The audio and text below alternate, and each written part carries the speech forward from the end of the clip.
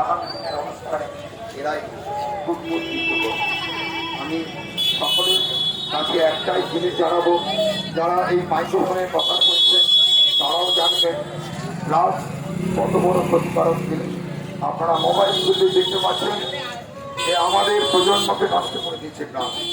আপনারা সহযোগিতা করুন পুলিশকে, কোথাও ড্রাগস বিক্রি হচ্ছে আপনাকে বলার প্রয়োজনীয়তা নেই, সেখানে আপনি খারাপভাবে ফোন করুন, আমাদের দল সেখানে গিয়ে সেটাকে নষ্ট করে দেবে।